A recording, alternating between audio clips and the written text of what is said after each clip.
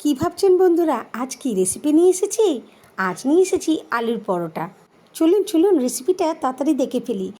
কড়াইতে দিয়ে দিলাম 2 টেবিল স্পুন তেল। তেলটা গরম হলে দিয়ে দিলাম কাঁচা লঙ্কা কুচি, আর তার সঙ্গে দিয়ে দিলাম রসুন গ্রেট করে। তারপরেই দিয়ে দিলাম ছোট ছোট করে কেটে রাখা পেঁয়াজ কুচি। এই দেখুন, আর দিয়ে দিলাম অল্প পরিমাণে আদা গ্রেট করে। ভালো করে নাড়াচাড়া করে নিলাম। হালকা ভাজা ভাজা হয়ে গেলে এর মধ্যে দিয়ে দিলাম হাফ চামচ হলুদ গুঁড়ো, 1 চামচ কাশ্মীরি লঙ্কার গুঁড়ো, আর তার মধ্যে দিয়ে দিলাম আগে থেকে সেদ্ধ করে রাখা আলু মাখা। খুব ভালো করে নাড়াচাড়া করে মশলাটা একেবারে আলুর সঙ্গে মিশিয়ে দিলাম। স্বাদ মতন দিয়ে দিলাম নুন, সাথে দিলাম হাফ চামচ গরম মশলা। এই আলুর পরোটার স্বাদ কিন্তু এবার বাড়িয়ে দেবে এই ম্যাগি মশলা।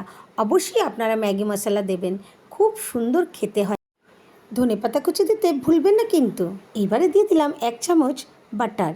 এটা কিন্তু আলুর পরোটার স্বাদ বাড়িয়ে দেয়, আপনারা অবশ্যই দেবেন। ব্যাস একটু ভালো করে নেড়েচেড়ে আমি এবারে এই আলুর পুরটাকে ঠান্ডা করে নেব। খুব ভালো করে ঠান্ডা করে তবেই আলুর পুরটা আমরা আটার মধ্যে লেচি কেটে ওর মধ্যে স্টাফিং করব। আলুর পুরটা ঠান্ডা হয়ে গেছে, আর আমার এদিকে আটাটা আমি মেখে ফেলেছি। তেল নুন দিয়ে ভালো করে আটা মেখে রেখেছি। এইবারে আমি লেচি কেটে নিয়েছি। পরিমাণ মতন আলুর পুর ভরে আমি হাতের সাহায্যে একটু বড় করে তারপর বেলে নিলাম। এরপর আর কি, তেল বা ঘি দিয়ে ভালো করে একটা একটা করে ভেজে নিলাম। এর পরের ভিডিওটা কিন্তু আমি দিতে পারিনি, আমি রায়তা দিয়ে পরিবেশন করেছিলাম। বন্ধুরা, এত ভালো টেস্টি হয়েছিল, আমি ভিডিও করতেই ভুলে গেছি।